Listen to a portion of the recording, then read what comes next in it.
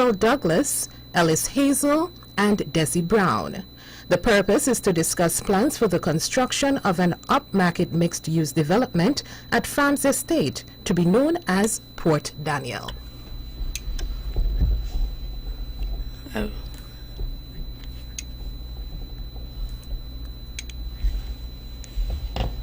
Alright, so good morning everyone. My name is Desi Brown and I'm here with a panel this morning to discuss a new project by Dion and Associates, which is the Port Daniel project, the phase 1 of the project that we'll be discussing.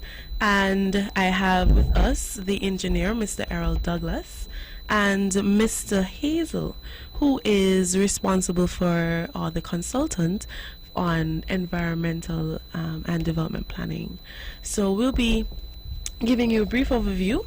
You'll be invited to call in because it's a discussion on what the project will be expected to fulfill, especially as it is going to encourage some economic activity for Nevis. And we'll take your questions and hopefully be able to have a clear overview of what is going to be happening over the next few years as it relates to Port Daniel. So Port Daniel is hoping to be constructed in just a few, and it's going to be a mixed use development. So mixed use meaning it's going to have it's going to comprise of residential and commercial units, and in the first phase we'll be looking at the construction of restaurants, office, maintenance building, and 10 villas, and also 2-level building comprising of 20 villas and 30 villas, as well as commercial spaces, a fitness spa, and a swimming pool. Now, this is expected to provide real and tangible economic opportunities to the area which is known as Long Point or Farms Estate. The government and the people of Nevis are expected to really benefit. So we're going to take some time to speak about the report, the EIA report from Mr. Hazel. Thank you, Desi. Good morning to the radio listeners, those also who might be listening via the internet. I bring greetings to you from the developer, as well as from my own consulting team. As Desi indicated, the Lady Peace project is intended to be a mixed-use project. But before I venture to discuss some of the findings from the EIA, I think it is important that we explain how we got here. So the development planning application process provides for a developer and investor to present a preliminary development proposal for consideration by the Department of Physical Planning and Environment. Typically, once that proposal is received, it is reviewed, and if successful, at that stage it is granted approval in principle. Once approval in principle is granted, based on the scope of the project, the Department of Physical Planning and Environment typically requires an EIA to be done. But for an EIA to be done, certain terms of reference for the conduct of the EIA has to be prepared by the developer and furnished to the Department of Physical Planning and Environment for acceptance and approval. So there is really a statutory requirement for the conduct of environmental impact assessments in the Federation of St. Kitts and Nevis. In the case of Nevis, that statutory requirement is set out in the Nevis Physical Planning and Development Ordinance. So if you permit me just to highlight a few of the areas that were included in the EIA, and as Desi indicated, we intend for this to be more of a consultative process than for just a mere presentation on our part. So the terms of reference or the objective of the EIA really is to provide mitigative actions that would reduce or enhance the effects of the project on the environment.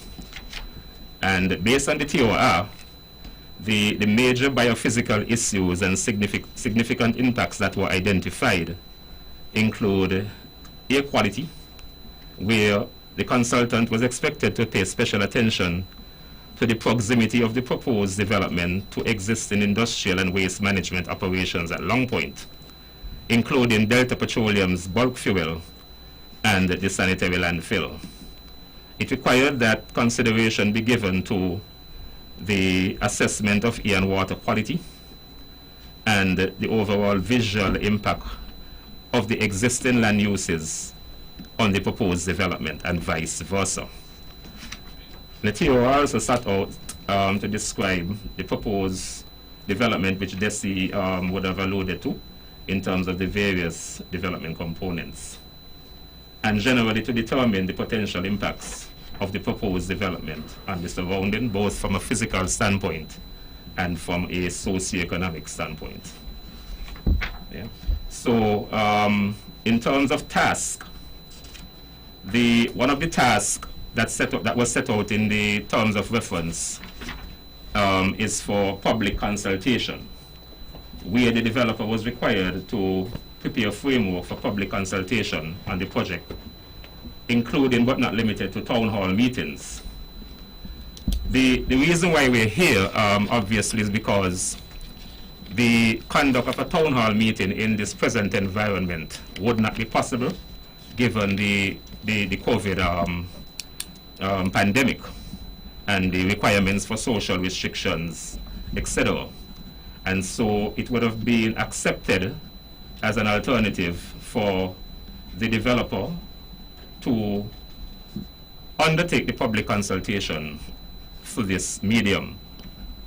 I must also indicate that as part of the public consultative process, the developer would have undertaken or executed a public questionnaire in the Bath Village area, where he sought to, or the developer sought to obtain the views of area residents, and we can discuss the findings of those, of that report later. So I would want to pause here for now and perhaps turn over to Mr. Douglas, who would speak of the engineering requirements and the various standards that would be followed for the project. Good morning to the listening public. We thank you for the opportunity for us on behalf of the developer to present and also to interact with you for the benefit of the people of St. Kitts and Nevis and the persons and those within the specific neighborhood of the proposed Port Daniel project. From a technical standpoint, the building structures would be fairly simple. The building structures would be made from reinforced concrete frames, and they would mostly be two-story and single-story structures. They would be designed to withstand Category 5 storms. They would also have seismic design based on the IBC, the International Building Code 2015, or the more updated code as we go along. It is necessary to understand that the planning board and the board for development in Nevis, sustainable development, that there are certain minimum criteria that has to be met. So those structures will be designed with that in mind. Some issues that would also be looked at would be the issues of appropriate water storage, sewage disposal, and other things that are mentioned as terms of reference in the EIA document. But what we do know, it would be an upscale structure, and things like the glazing structures, etc., They would be designed to be hurricane resistant glazing as well, so that the full building envelope would be resistant to hurricane wind forces up to 155 mile per hour wind, which is the start of what you might call like a category 5 storm or hurricane. So that's just a brief backdrop of what the structural integrity of the various structures would be, including as well issues like storm water drainage and so forth that would be dealt with appropriately. All right, so there we had it. So just some brief overviews on the technical aspects as well as the environmental and planning area, or the environmental impact of the project. Now, one of the things I want to note is that the project is a locally curated project. So it is by a local developer, Dion and Associates, Dion Daniel, who most of you may already know. And you have the engineering and planning aspect as well as all of the other developments of the project, as including construction, will be done locally. So it's really important to note that it is locally curated. At this time, we'll be actually inviting callers to ask questions, and if you even want to just give commendations, we are opening the lines to have the discussion.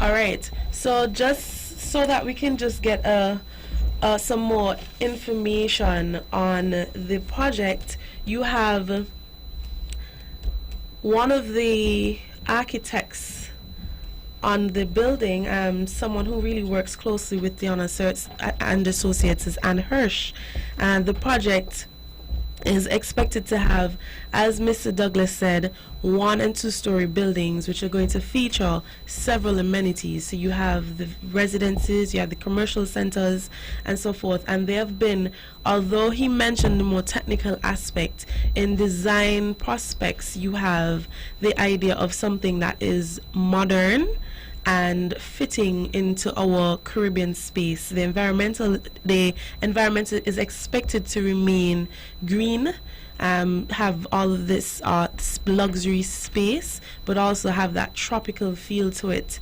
as well.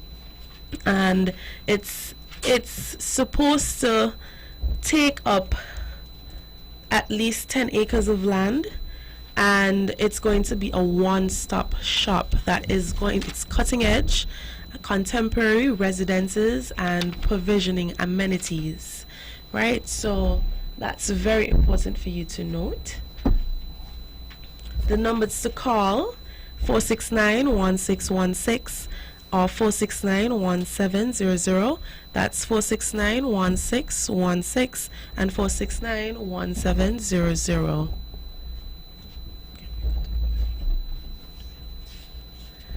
All right, so let's talk about some of the issues that are usually encountered with sometimes getting through projects like this. Yeah, I know a lot of persons ask questions about time frames. We know that there's always a projected timeline. What could possibly occur, like we're experiencing COVID-19, now a pandemic, so we already could eliminate that from the list. What could occur which could possibly stall a project? Well, if I may take this one, there are a lot of factors that can affect the implementation of a project. But typically, once a project would have received final approval from planning and by extension from the government, and once all of the ducks are lined up in terms of you having your financing in place, having your technical team in place, having contracts signed, and so on, really most projects will tend to flow very smoothly. It is interesting that we are in this stage because I believe that this is now the new norm, where we have to give due consideration to externalities like pandemics, natural disasters, and all of these things, supply chain in terms of getting materials, on island. All these are factors that from time to time may inhibit or slow the implementation of a project. But the key, one of the key ingredients in advancing a project is really, getting the approval and satisfying the requirements, satisfying the requirements for approval. So again, once all of the ducks are lined up, with and given, I must say, given the track record of this particular developer,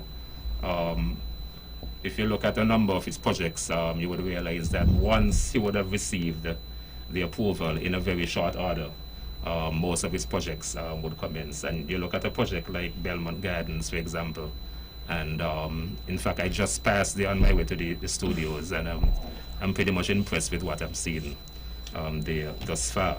The developers advised that that project should be completed this year, and that the Port Daniel project is likely to commence, if not later this year, certainly by early 2021. And so, in a nutshell, those are some of the issues that may prevent a project from advancing. All right, so thank you so much for that. One of the things that he mentioned is that the reputation of the developer is that he would usually complete projects within the projected time frame. And he mentioned Belmont Gardens, which is currently being constructed on the Penny's Beach area in Belmont. That area at the top of Penny's Beach, just before you get down to areas like Lime Beach Bar and so forth. But just a bit of for a point of information, Dion and Associates are also responsible for Nelson Springs and Hamilton, which are also very good projects that continue to flourish in Nevis. And we're going to look at areas that we could, probably the technical aspects. So you mentioned the impact, maybe the environmental areas that could cause a project to go at a slow pace. But is there anything in the construction side of it that could stall? Maybe you hit something in drilling, or tell us. I'm not very well versed in that area, so you would have to give me an idea. Okay, as I said before, the structures are just 1 and 2 story structures. If they were maybe a 10-story building, the problems or potential issues would be greater. But Ellis mentioned something which is very important, and it is the supply chain. Because we have to understand that when you're doing a quality project, it is not just the steel and the concrete which is important, but what is also very important is the architectural embellishments. What would be the end result of the project? So if the supply chain is impacted by, for example, as it is now by COVID, some of the top-end finishes can be slow in coming. And what a lot of persons fail to recognize sometimes, they just look at building infrastructure as just the major things that they see. But there's a lot of internal works that go on inside in terms of the finishes, the architraves, the tiling, the cabinetry, the faucets, the fixtures. Those things are also very important. So if you're unable to get these things, whether it is through failed shipping lines or whether it's through the failure of a particular supplier or brand, it can impact the project tremendously.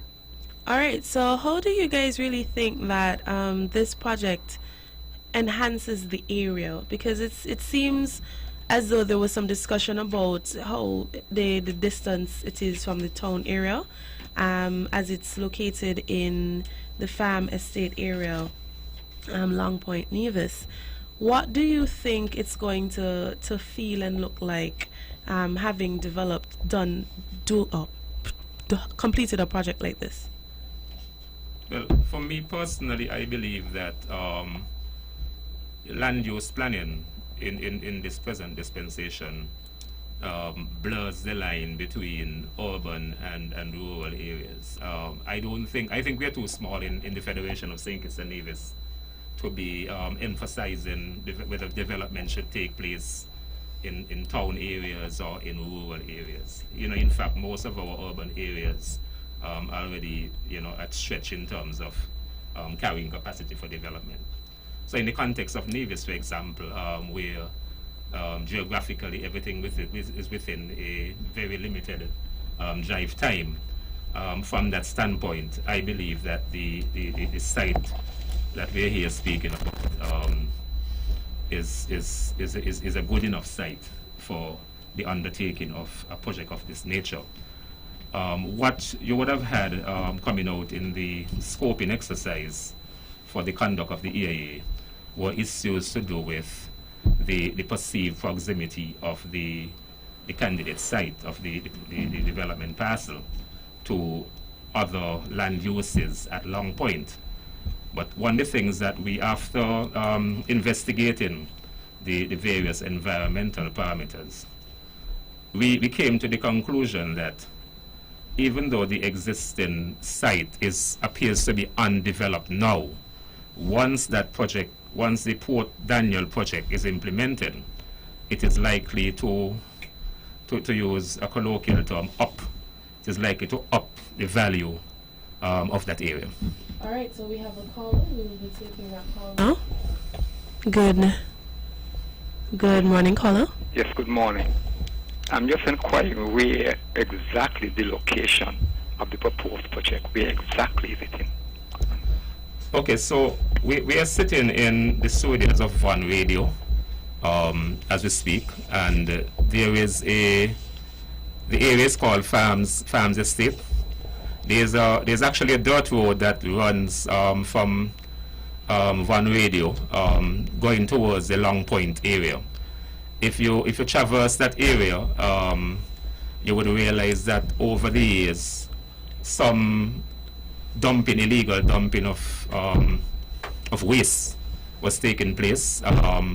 You do have infrastructure in the area, so there's actually a connection between where we are at connection by way of an unpaved dirt road, where we are at Vaughan Radio Studios, going all the way over to Long Point. Oh. Okay, fine. Thank you. Yeah, you're welcome. All right, thank you, caller. And don't forget that the numbers to call are 469-1616 or 469-1700. Again, 469-1616 or 469-1700. Mr. Douglas, you had... Yes, I would just like to continue based on what Ellis was saying. He mentioned a dirt road that leads to the project. So we know at the final stages of that development that there would be improved road infrastructure. There would also be site development and land enhancement, because the site would be landscaped. Currently it's a mixture of open pasture and brush, what is common known as a kosher in St. Kitts and Nevis. And it's a situation where the road is not very passable in that particular area now. But based on the development plans, that road would be a road that would generate traffic, and it would be a place to visit. The development also overlooks to the west the Caribbean Ocean, so to get a seaside view of the Caribbean Ocean is, it's becoming a bit rare, unfortunately, in a lot of the islands. So I think it would be a good thing. It would be a good place for seeing sunsets, etc. as well. All right, so that's definitely a huge highlight on this project, especially when I was introduced to it. The location allows for you to capture that scenery and that warm feeling, that seaside vibe that you get, that real tropical island vibe. So again, I wanted to note that the project is locally done, locally owned, locally created, locally everything, construction, engineering, the area of looking at what the environmental impact is going to be, and consultations as the project goes on. So Mr. Hazel, I wanted you to give us a little bit more insight of your role as a consultant. So is it that you deliver the report and you expect the client to move forward on your advice, or do you come through on a phase-by-phase basis to be able to ensure that these the requirements are being met? Okay, so as part of the EIA process, you make recommendations for mitigation. If there are issues that warrant concern, if there are significant issues, then the consultant makes recommendations for mitigation to the client. I must say that over the years, given my relationship with the developer, we have had a good track record in terms of the implementation and monitoring of mitigation measures. Now, the most good developers, or a good developer, would always accept the recommendations and work with the planning department to ensure that any potential impacts are mitigated significantly.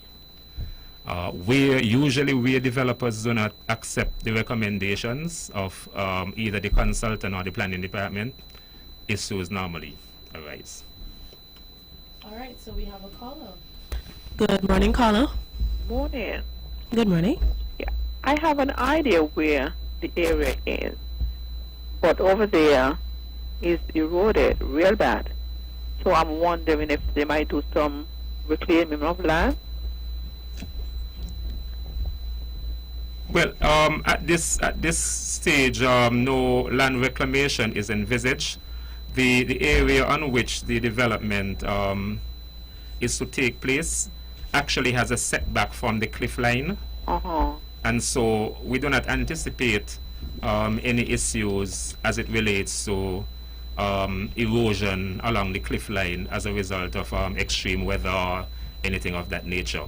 But in event that situation changes, I'm sure the developer would be willing to engage with the government to put in place the necessary remedial measures. That's the same place the marina is going to be? Well, the scope of the EIA at which we are discussing at this stage doesn't speak to a marina. Okay, because I was over there sometime back during the earlier this year, and I realized the water has taken in a lot of the land. All right. Thank you, caller. Okay, bye. Bye. All right, so the numbers to call are 469-1616 or 469-1700. Again, 469-1616 or 469-1700. So we were just discussing the process of the environmental impact assessment, the report that Mr. Hazel would have presented, and he commented that the process is somewhat ongoing and he has had a good relationship with Dion and Associates to be able to implement the mitigation recommendations so that his projects could be successful and meet the necessary criteria. So one of the questions that I had was also related to the environmental impact. Is it possible that sometimes when you're going through a project you may come upon another situation, because the caller just mentioned another area which we may have not mentioned earlier, but is there any issue that could arise while you're taking on the project? Yes, certainly. Sometimes there are things that one might have missed, whether at the stage of drafting the terms of reference for the EIA or actually carrying out the investigations. And so that is why it's important to do two things.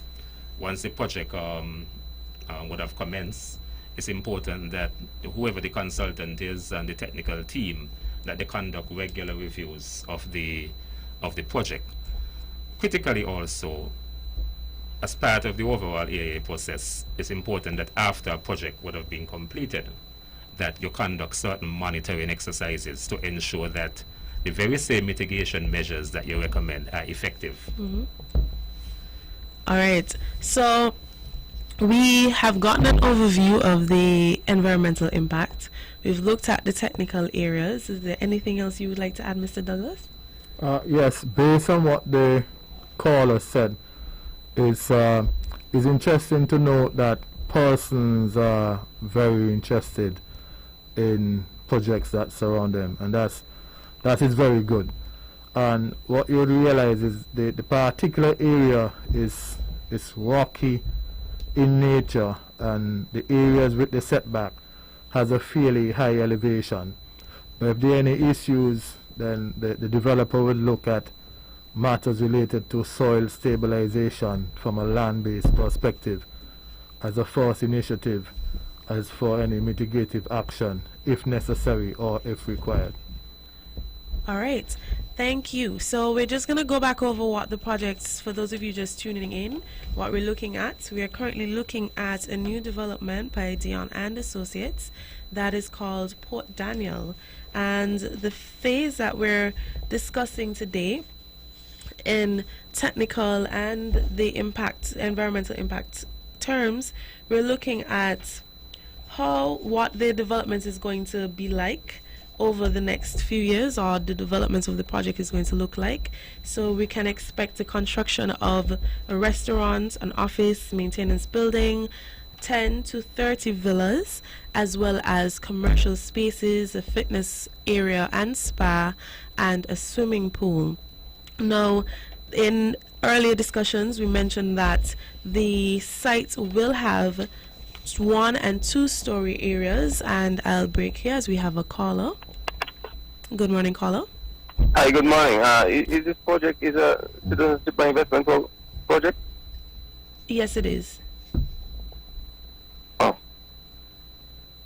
Strictly citizenship by investment? Yes, it is. It was approved Oh, for citizenship by alright, investment. Thank you. As I continue, the project was designed by Anna Hirsch, and I mentioned earlier that it is locally curated. So you have the engineer here, Mr. Douglas, Earl Douglas, and the planning and environmental consultant, Mr. Ellis Hazel, in the room with us and discussing what the project is expected to be like and its impacts. So we'll invite Mr. Hazel to comment. Okay, just to make a comment, the caller just asked whether or not the project would be a CBI project.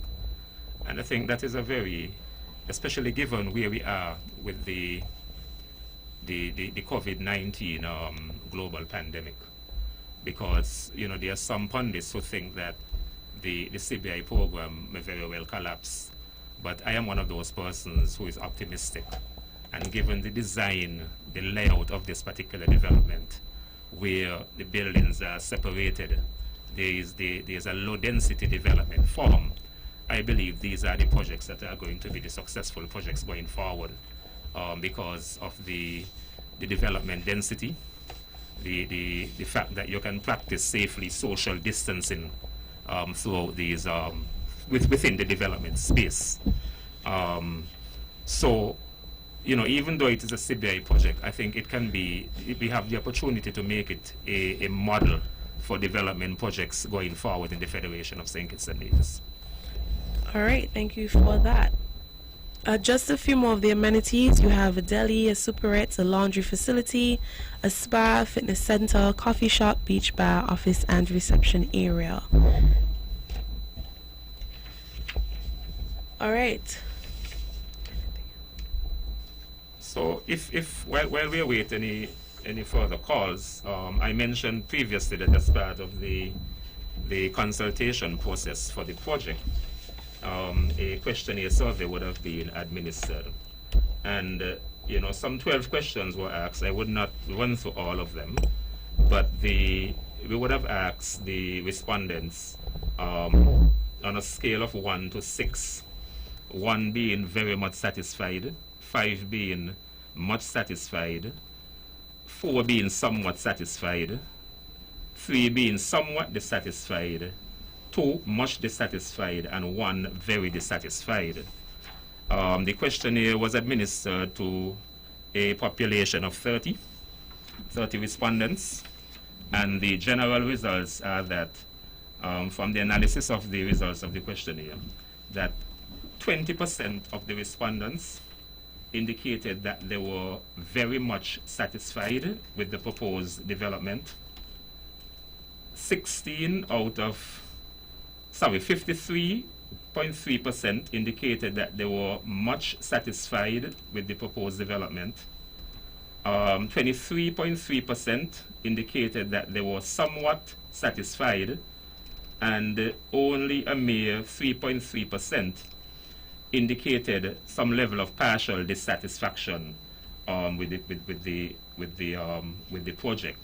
So from those results, generally one can draw the conclusion that the public, for the most part, is very much satisfied with the intended development.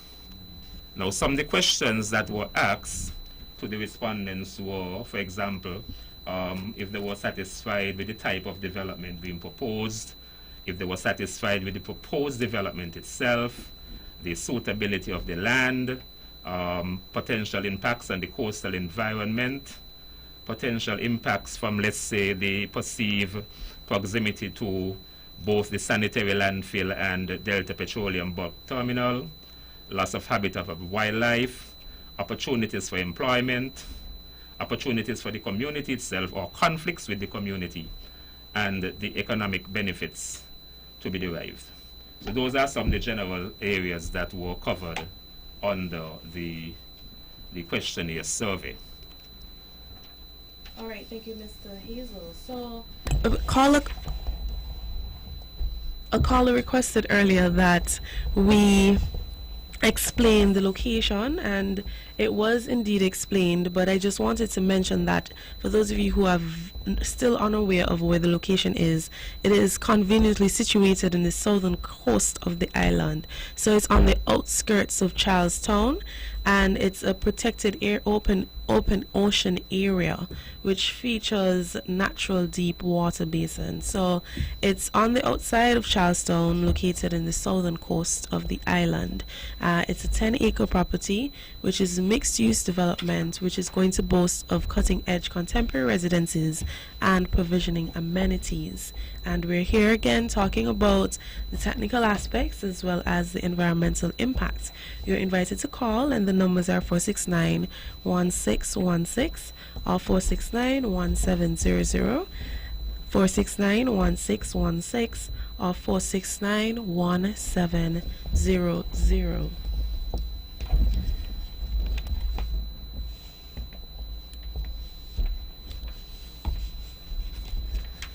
As we await any callers.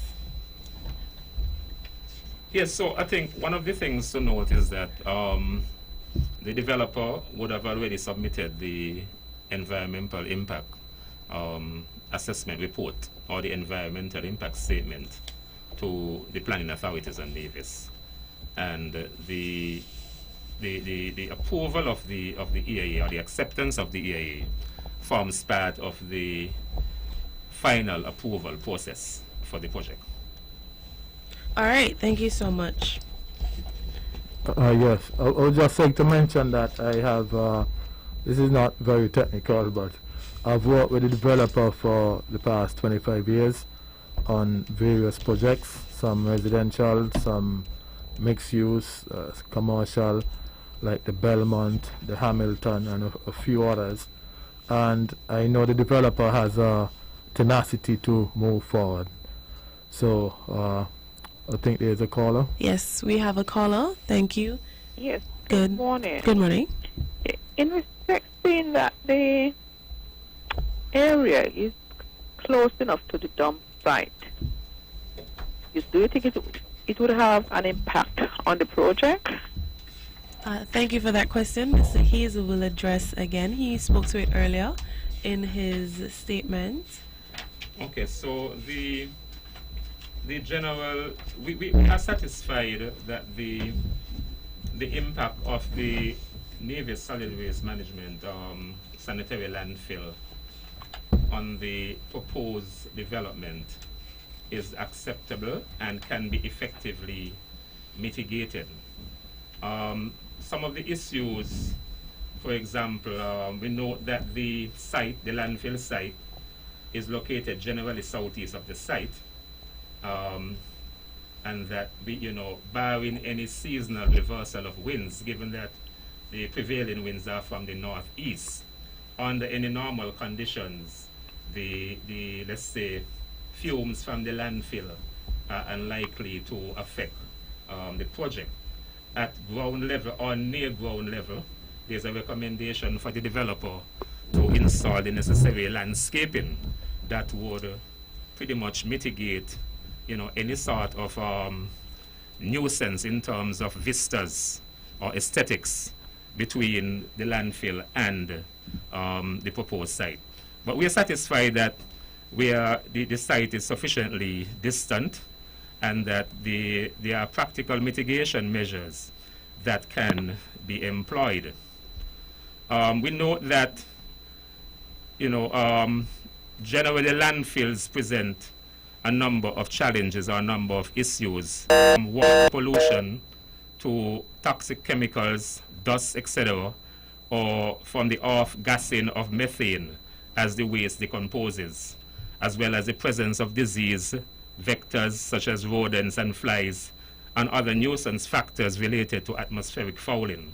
But we are satisfied that we can effectively mitigate against those issues.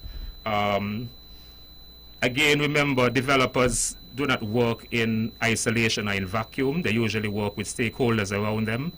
And I'm sure there are ways in which the developer can partner with the Solid Waste Management Authority and NEVIS to ensure, for example, that the landfill is properly landscaped, where there is the interface with any road that might connect to the actual development site. The other issue relates to, while the caller mentioned the landfill, the other issue would have been related to the Delta Petroleum bulk, because these two particular land uses were called out in the scoping stage and in the preparation of the terms of reference as approved by the Department of Physical Planning and Environment. Again, we are satisfied that based on the investigations, the main risk that a typical bulk fuel pose can be effectively mitigated. All right, thank you, Mr. Hazel. I just wanted to share here that this year, Dion and Associates will be celebrating 25 years of existence. They've been developing high-end housing and other developments.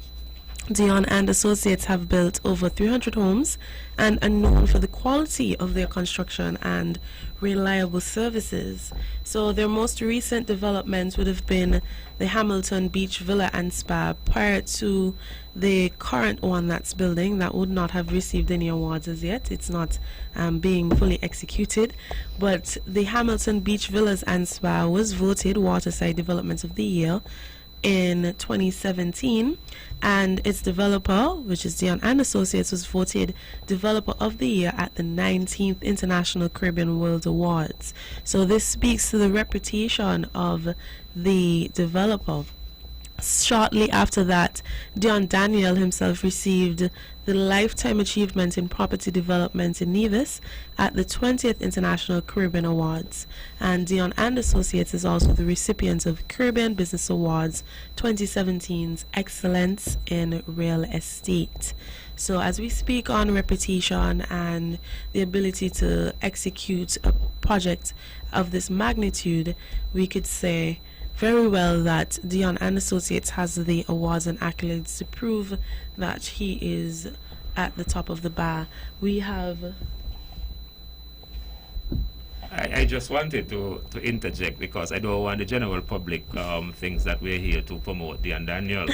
And this is not about Dion. This is about Nevis. Correct. This is about bringing development to Nevis at a time when we are facing significant challenges during and post-COVID in attracting investors.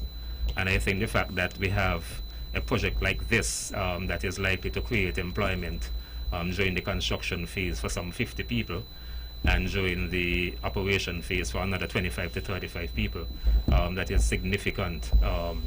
We have heard political and economic pundits say that they expect the economic growth across the OECS to decline by as much as 60% during 2020. It is good news for Nevis that we have a project that is at this stage and once approved is near ready for implementation. A lot of other islands in the Caribbean cannot speak about that because there are challenges in attracting investors. We have local investors within the Federation who are able, willing, and ready to step up. We have to find local solutions for the international problems that we face. And I think Port Daniel project, as I said, can be a model in terms of how we move forward post-COVID. All right, thank you so much for that. It's really important to note that it is timely, and the ability to even go forward to have discussions on a project like this during this time is very, very important, because we're expecting, as everyone know, to have or experience some extreme economic impacts in the region, but we have to continue planning to be able to curb the effects that we're going to be experiencing over the next probably 6 to probably 12 months of what COVID would be presenting, because it's not going to disappear into thin air. We still need to find a remedy for it as to how we're going to manage it moving forward. Should we open our borders and even continue to travel outside of the Federation? So it's very important that we look at what the impacts would be in the long term, because it's not a short-term project. The project is expected to bring in economic benefits for Nevis and even St. Kitts in the long term. We have a caller. We lost that caller. Hopefully you call back so that you can ask your question. And the number is 469-1616. You may also call 469-1700. You can call 469-1616 or 469-1700.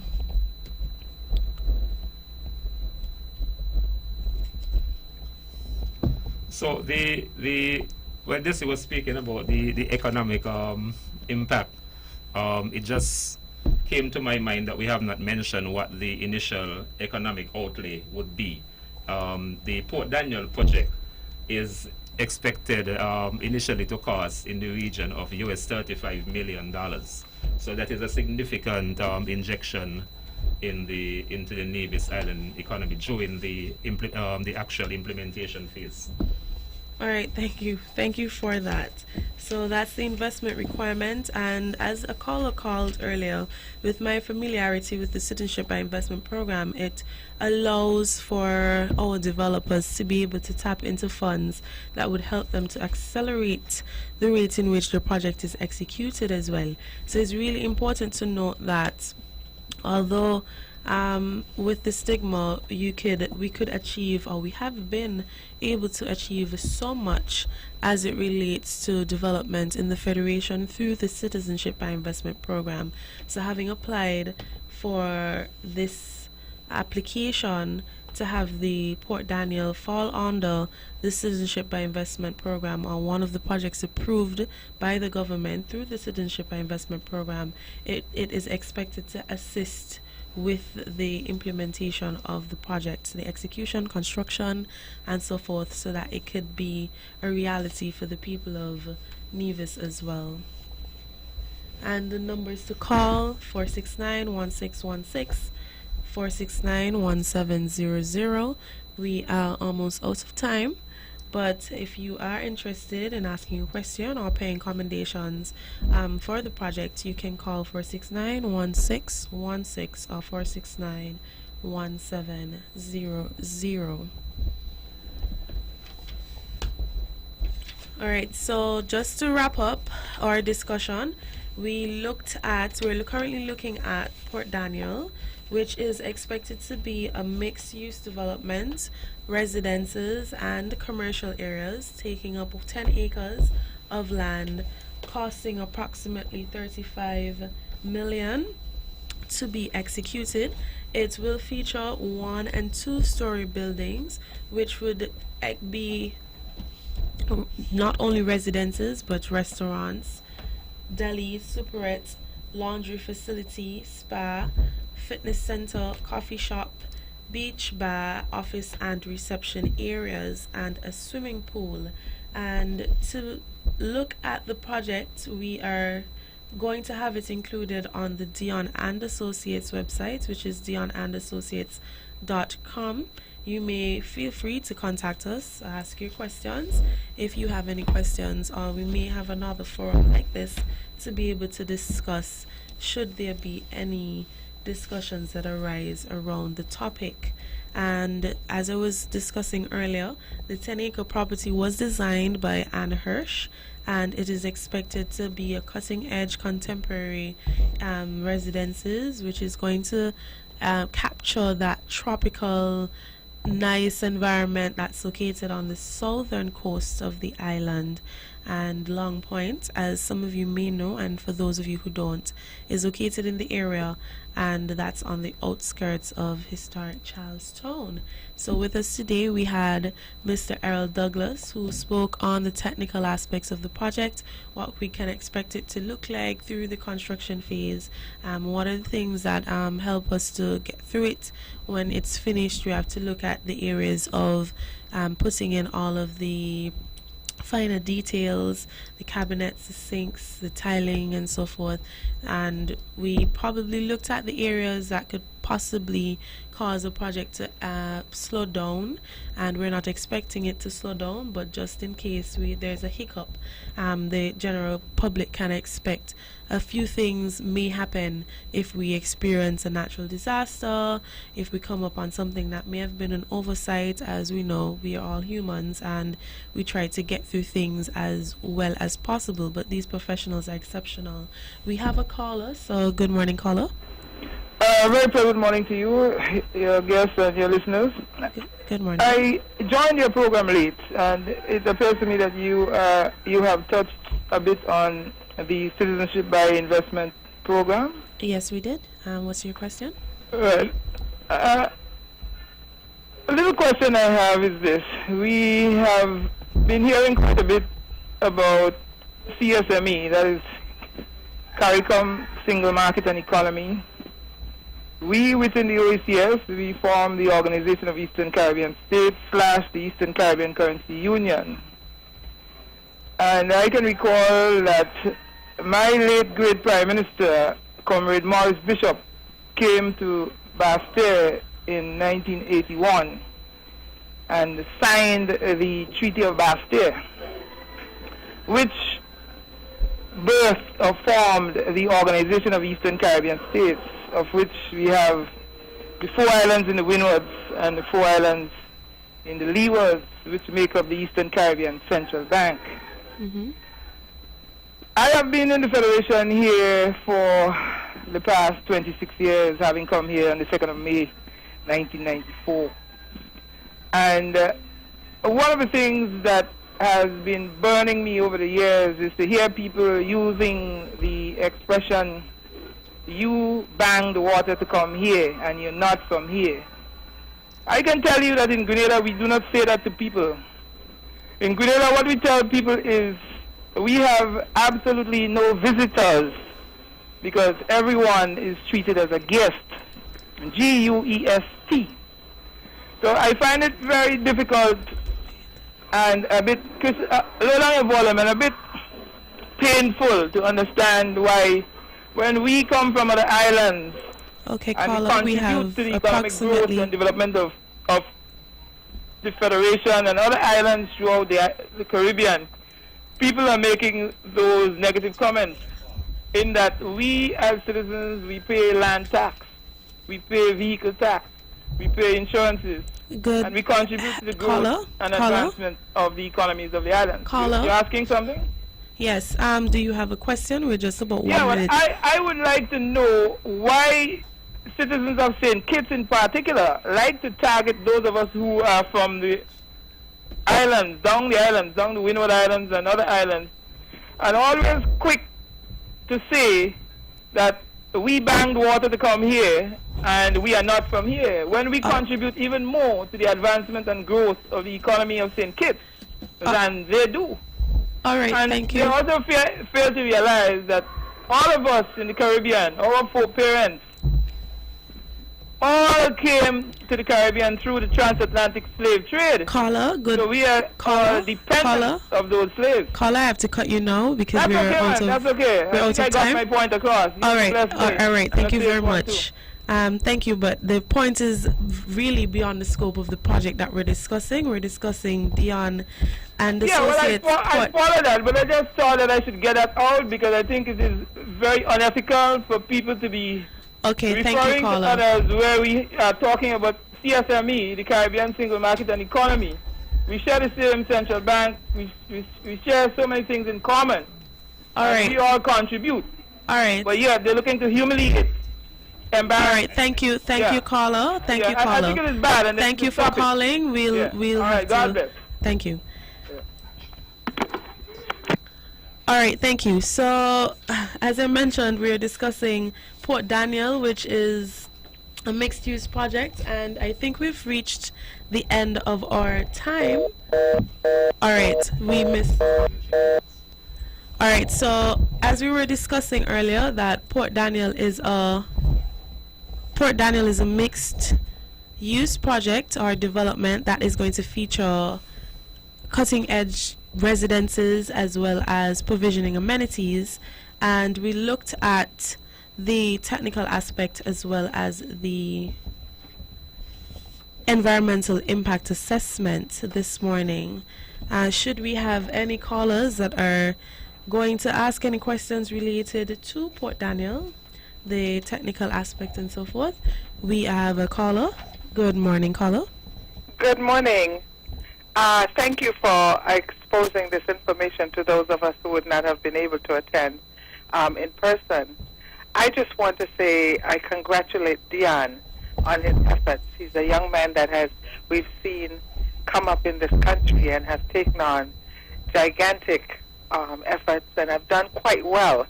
I'm excited to see this at a time when Nevis hasn't seen any new developments coming on board in a while.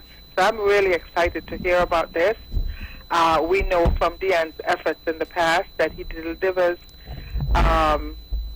an excellent project. He delivers excellent finishes to his projects, and we're looking forward to seeing this one. Certainly the location is a location where it's been waiting. It's just a matter of time for something to happen in that part of the island.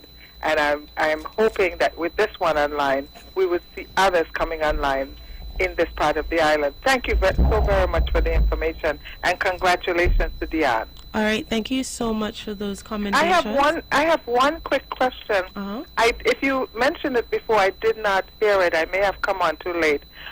What is the timeline for the finish of this project? All right, so we're looking at, I think it's between 1 to 3 to 4 years of completion. It's a big project, as we mentioned. It is a $35 million project, and it is going to be done, this phase is going to be done in 3 phases. So it's going to be looking at the construction of the restaurant, office, maintenance building, and 10 villas. And then you have that second phase of the first phase, which is going to look at the 2-level buildings comprising of 20 villas, and then the construction of 15 2-level buildings comprising of 30 villas. So that's the time frame that we're looking at right now. Okay. Wonderful. Well, we certainly have something in Nevis to look forward to, and we want to thank Mr. Dion Daniel for all of his efforts. All right, thank you so much, caller. Thank you so much. You're welcome. Bye-bye. All right, so as the caller mentioned, we're hoping that it does stimulate a bit of economic activity in the area, and of course trigger the opening of our further activities in the outskirts of the development, so that the area could be further developed, and increased benefits to the people of Nevis could come out of this project as well. Should you have any more questions or recommendations, you can call 469-1616 or 469-1700. All right. So we was doing a brief of what we looked at earlier, And we looked at the technical overview. Now for the environmental impact assessment, there were questions on the location, there were questions on the issues surrounding the area, which is I think it's a landfill? A landfill, and as well as the Delta, I think you call it a fuel, right? There we go. Very unfamiliar with these terms, so bear with me.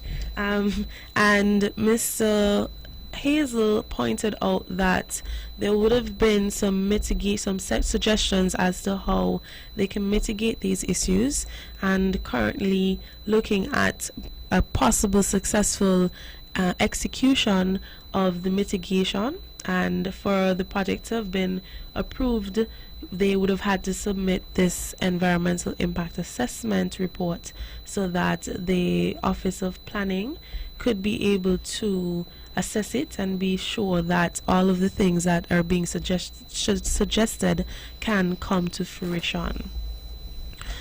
Again, the numbers to call are 469-1616, 469-1700. The numbers to call 469-1616, 469-1700.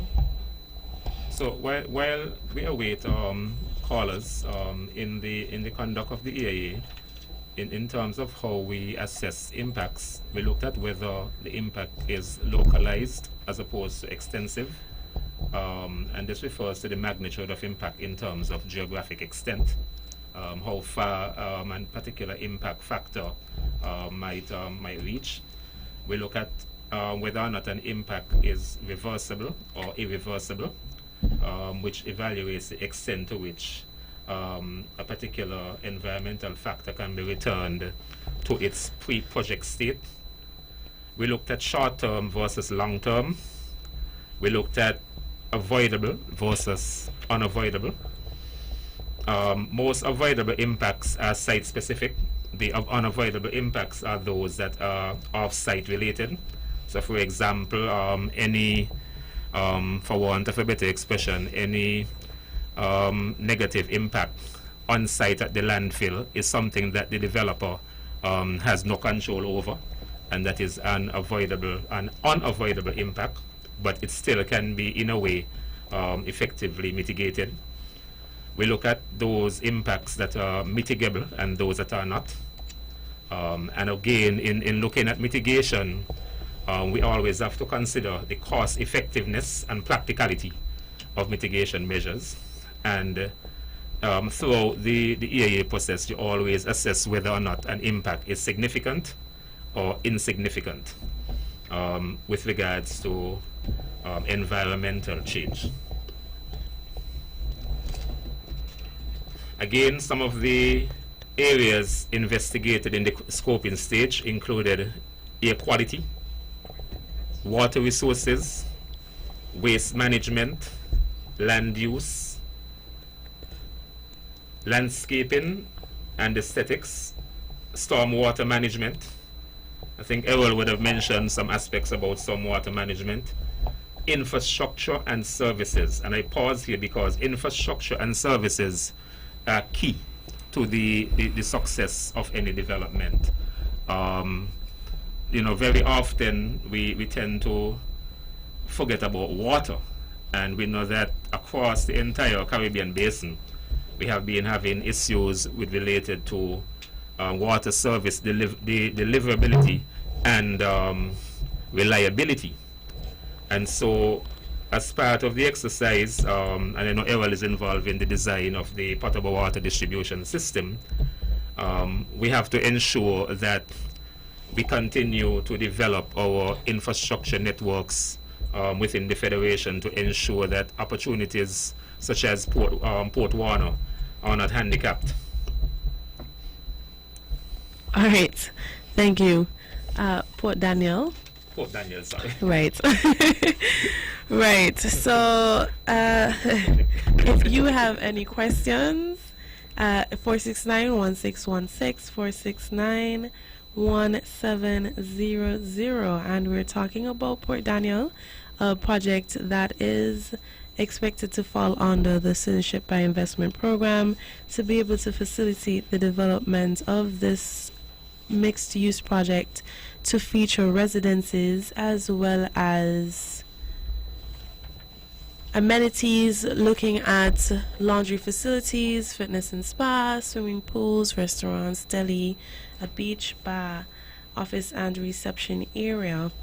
It is expected to generate some sort of economic activity in the area, employing not just from the construction phase, but also looking at employing quite a few persons on the property to be able to execute its day-to-day activities. It's located at Long Point, which is on the southern coast of the island, and it is located at the outskirts of Charlestown.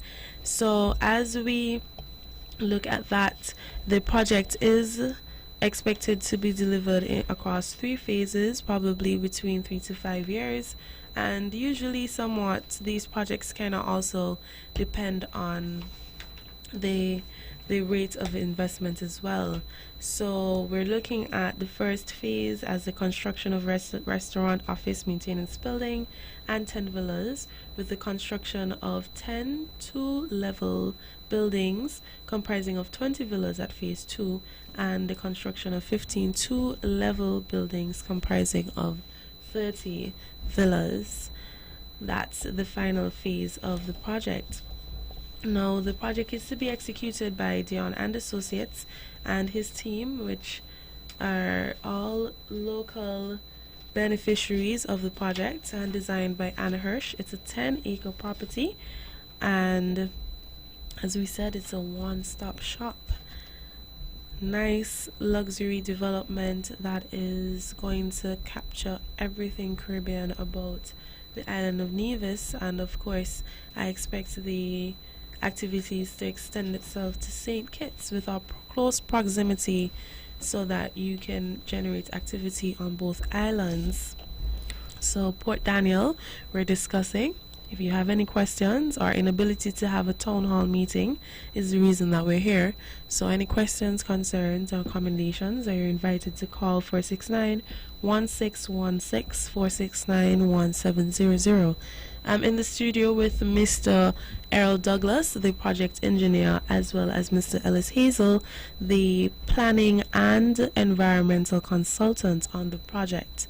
And we're discussing Port Daniel. I would just like to comment on what Mr. Hazel Ellis was just mentioning. Water storage is a critical component, especially as the number of villas increase. So issues such as rain harvesting and recirculating after proper treatment of the sewage waste, using that water for landscaping is important. All right, so we have a caller. Good morning, caller. Good morning. Good morning. Yeah, I took part in the environmental survey which they had on the same project. Okay. I'm very pleased about the project, being a resident of Bath Village and the owner of a business per se, a preschool, which is on the road. So I think in future I can provide some services, the care services, and I live in the area, and I think that would enhance the whole area. My property, I think the prices would increase. So I'm for the project, and I wish Mr. Dion Daniel best wishes. All right. And I know for sure once it's on its way, the whole anesthetic of Bath Village will be improved. Also, the negative comments, they will be mitigated. So Bath is a real nice community, okay? And even the landscape, you have real nice landscape, good views. So I'm looking forward towards this project, and as I say, I wish him all the best. All right, thank you so much. And we know Mr. Dion Daniel is actually very dedicated to the area of Bath Village, especially also through his scholarship program. So seeing through this project to be able to have prospects like the daycare center even increase their prospects of business in the future is commendable. So we're hoping that, again, this project will not even hoping. We know once it's on the way, it's going to generate quite a lot of economic activity for the area. We're looking at the technical aspects, we're looking at the environmental impacts that are related to the project. And you're free to call 469-1616, 469-1700. Mr. Douglas was finishing up a statement. I'm not sure, would you like to continue? Yes, I was just saying the project will consider water storage and water conservation as a very important aspect for the viability of the project. Because what a project such as this would try and avoid is to avoid any wastage of natural resources such as water, as Ellis was explaining earlier, throughout the Caribbean, because of the, if you want to say, climate change or the changes in rainfall patterns. The availability of water and water storage has been a challenge throughout the Caribbean. As a matter of fact, water is becoming almost like a worldwide problem in terms of getting good potable water.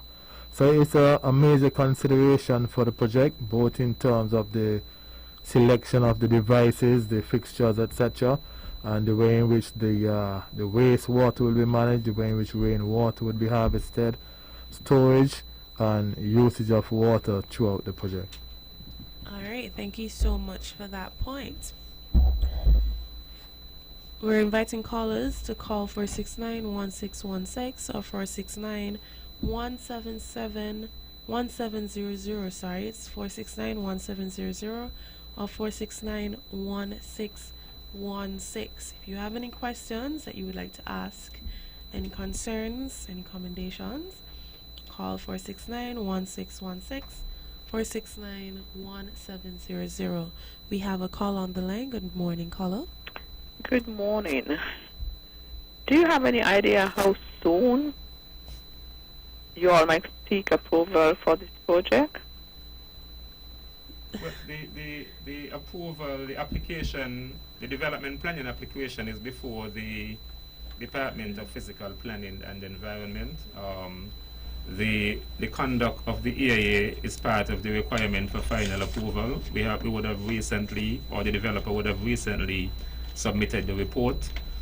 This consultation is actually part of the approval process. Is one of the tasks that has been set out in the terms of reference, so that one would hope that in a very short order, a decision in terms of the approval, the full approval of the project would have been received. I also want to make the point that in terms of the environmental report or anything related to the project, such as the actual development plans, it is usually a requirement that such plans and documents are made available at a public space, such as a public library, for further scrutiny by the public. All right. Caller? Hello? All right. Thank you so much for your question. As Mr. Hazel would have explained, that the project is under review and we are having this discussion as part of the requirements. So you're invited to call or make your comments or express your concerns, and the number to call is 469-1616, 469-1700. One of the comments that I think I feel obligated to make is that, even though there is a statutory requirement for the conduct of an environmental impact assessment, my experience with this particular developer is that he is not only doing it because the law says he has to do it. He's doing it because he cares about the environment, and he believes that you can basically develop land that most persons would not want to develop. And so he's very committed to the process. Sometimes I have to say to Dion, look, you have to wait for planning to issue the instructions, issue the TOR. But Dion is so committed to the process that sometimes he wants to preempt what the Department of Physical Planning and Environment would require him to do and would supersede. So he is committed to the process. All right. Thank you so much. We have a call on the line. Good morning, caller. Yes, good morning. I'm trying to find out a couple of things. All right. Number one, the project, although it seems all, above board and everything, is this locally funded or is it somebody coming in from overseas to do this project, apart from Dion? All right. You said multiple questions. Do you want that's to answer? number one. No. Another suggestion I have is, why do we continue to have people come in from overseas, buy the land, and develop the property? At the end of the day, the whole project, property, everything is theirs. My suggestion would be to do a joint venture. The land remain the property of the island, the country, and they would come and they would invest. So they have money in it and we have the land. At the end of the day, if something doesn't work out, the land still belongs to the country. It don't belong to anybody who could just walk away from it that easy. The thing is, you would be able to get an annual lease payment or whatever you want, however you want to do it for on a lease type project, rather than give away the land. The person who owns the land owns the country. And you keep giving away and selling these people this land. At the end of the day, people in Nevis never have anything. It's like you get $35 million for a piece of land. All right. $35 million is over and it's finished, and the land is not yours. So what do you wind up with? Nothing. So, they need to do joint ventures and these things and have people do lease. And then the other thing too, the money that they would spend to buy the land, they could put that in the building and start the building in a very quick time, rather than be worrying about buying land. You lease the land is there. They don't have to worry about buying it. So it's just food for thought. Okay? All right. Thank you, caller. Just to clear that up, the property is actually owned privately by Mr. Dion Daniel. Okay. And although it's a company that's actually executing the project, and it was mentioned earlier by Mr. Hazel, Lady Peace Holdings, and it's currently registered as a private company under the company's ordinance. So the owner is Mr. Dion Daniel, and the investment is a shareholding. It is not for foreign investors to own the property in its entirety, but to be able to benefit from its day-to-day activities. So that property is owned solely by Mr. Dion Daniel. Okay, that way both parties can benefit rather than just one person. Correct. So there we go. Okay, that makes a lot of sense. Thank you very much. You're welcome, sir. Right. All right. And if we have any more callers, you 469-1616 or 469-1700. We have another caller on the line. Good morning, caller. All right, we lost that caller. Hopefully you give us a call back.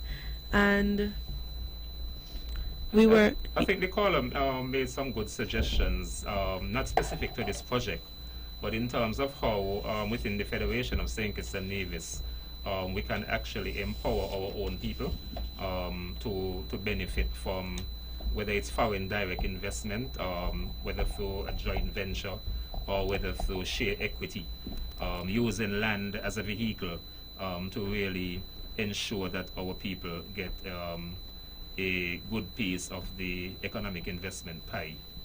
I know there are several projects in the Federation that have undertaken such an arrangement. And so, caller, I think that as far as I'm concerned, you're preaching to the converted. All right. Thank you. We have a caller. Good morning, caller. Yes. Hello, good morning. Hi, good morning. All right. I was just calling back to say I was listening to the caller who called a few minutes ago, and obviously he does not know Dion Daniel or know of Dion Daniel's history of the many projects that he has spearheaded here in Nevis.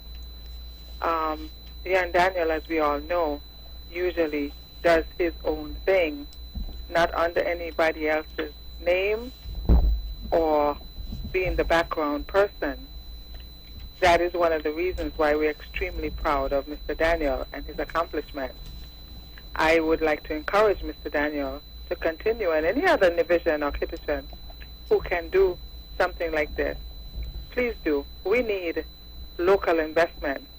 We need our local people to work, especially with what we've been experiencing with the pandemic. We certainly need, I'm jumping out of my skin this morning. So excited about this, not surprised at all, but certainly very excited about this project, especially knowing that it's under the hands of Dion Daniel. Thank you very much. All right, thank you, caller. Mr. Hazel? Yes, so I was making the point that, looking at the big picture, using land as equity or as a means of providing the opportunity for people to enter into joint ventures, whether with themselves as locals or with an external investor, is really, the way in which I think we can move forward. But Dion has, as the caller said, she's not surprised. I've been working with Dion for quite a number of years, and sometimes it has not been easy, but he perseveres. All right, thank you so much. So we have 3 more minutes until the end of the program, and the numbers to call are 469-1616, 469-1700. That's 469-1616, 469-1700. So give us a call, ask your questions, concerns, or commendations, and we're almost over with this process. We're discussing the Port Daniel project, and before we completely wrap up the session, Mr. Douglas, is there anything else you would like to add to the discussion?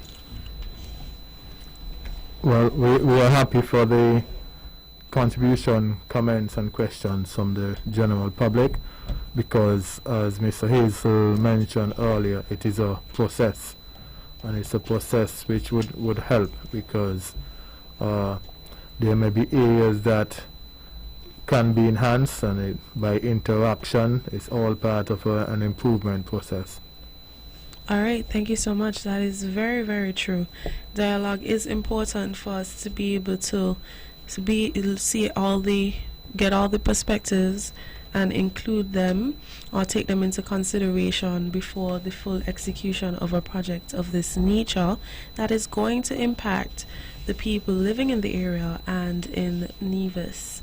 So if you have any questions, you may call 469-1616, 469-1700.